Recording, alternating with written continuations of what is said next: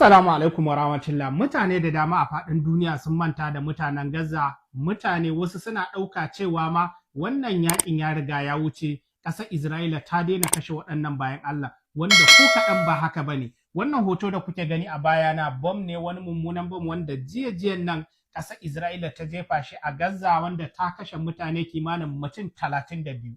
So wannan ɗaya daga cikin gurare ne wanda ta ƙaddamar da wannan har-haren. Wannan abubuwan da kuke gani ɓuraguzai wanda ake kira debris a turanci, ba za ka rasa pieces na naman mutum ba, ma'ana gutsatsarin naman mutum wanda wannan bom ɗin ya kwashe shi zuwa sararin samaniya kafin ya dawo da shi ƙasa, da gidaje da sauransu, wanda already daman babu ma gidajen ƙasar Isra'ila a yakin da ta yi na kashe su kimanin shekara biyu, wanda ta kashe mutane 71,000. Ta riga ta gama rushe gidajensu gaba ɗaya, kamar yadda kuke gani a tent suke kwanciya. So a tent ɗin ma bata bar su ba, ta ci gaba da kashe su sakamakon cin zali da cin zarafi da ƙiyayya ta addinin musulunci wanda Bayahude yake da shi. Amma da dama mutanen mu abin takaici cewa suke wannan yakin fa ba yakin addini bane, siyasa ce, wanda kuma ƙarya ne. Ana amfani da wannan ne domin kauda mutane hankali, domin a hana su jin raɗaɗin abin da ake wa 'yan uwansu. Assalamu alaikum wa rahmatullah. Wannan da kuke gani a bayana shine ƙasar Falastin a yanzu, wanda a da guri ne, alƙarya ce ginanniya kafin ƙasar Isra'ila ta zo ta fara yaƙarsu, wanda yaƙin ya kwashe shekara biyu kenan har kawo yanzu ƙasar Isra'ila bata daina kashe mutanen nan ba. Kamar yadda kuke gani a yanzu a cikin 2020 suke kwanciya, watan ɗakuna na tamfal. A hakan ma a waɗannan ɗakunan da suke ciki, ƙasar Isra'ila tana zuwa ta jefa muggan bama-bamai wanda take kashe su da su baji ba gani, ba babba ba yaro ba mace ba abin nan, ba namiji, kowa kashewa take da tsofi da sauransu. Kamar yadda kuke gani hayakin da yake bayana a nesa, hayaki ne wanda ƙasar Isra'ila ta jefa bom wanda ya sanadin kashe mutane kimanin mutum 32. A haka fa wai ana cikin ceasefire agreement, ma'ana yarjejeniya ta tsagaita wuta ko sulhu, an yi komai, amma fa ƙasar Isra'ila ba ta mutunta wannan yarjejeniya. Ta ci gaba da kashe mutanen, ta kashe kimanin mutum 71,000, wanda su ma sun amsa cewa sun kashe mutum 71,000, amma har yanzu sun ci gaba da kashe waɗannan bayan Allah. Babu wanda ya magana a ƙasashen duniya, musamman ƙasashe waɗanda suke kusa da su, watan ƙasashen 'yan uwansu musulmai sun ji. Asirin shugaban ƙasar Amurka Donald Trump da yake ɓoyewa ya bayyana.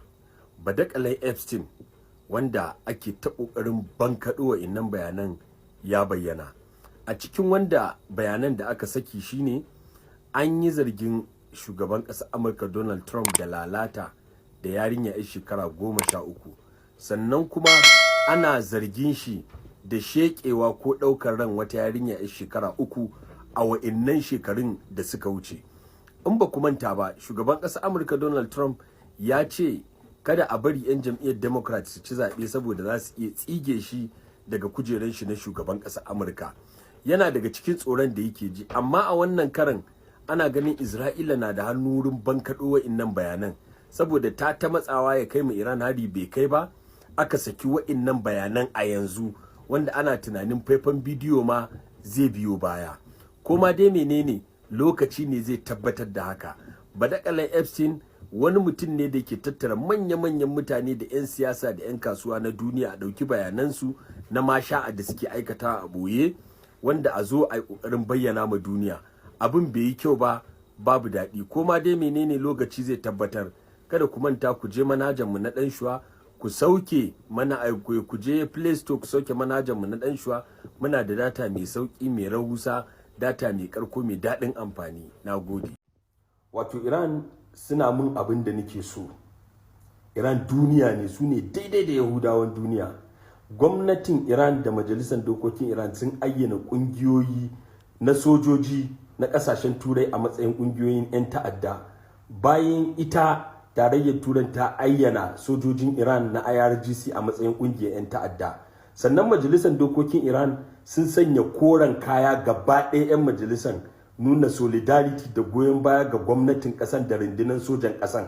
Sun ce duk ƙasar da ta shiga ta goyi bayan Amurka aka kai mata hari, suna da makamin da zai isa babban birnin ƙasan su tarwatsa shi. A wannan karan duk ƙanƙantan hari su za su ɗauke shi hari ne mai girma, barazana ne a gare su. Wannan al'amarin ya min daɗi, shine labarin yau mafi daɗi. Kuma ƙasar Amurka ta tabbatar da za a fara tattaunawa ko an fara tattaunawa da ƙasar Iran akan batun makamashin nukiliya, da ƙasar Isra'ila yanzu tana cikin haushi da ba ta son a cimma yarjejeniya. Duk wannan labaran na ba zai zo muku ba sai kun je Play Store kun sauke manhajar mu na dan shiwo. Muna sai da data mai sauki, data mai daɗin amfani, data mai arha. Babu wani data da ya kai namu sauki a halin yanzu. Na gode.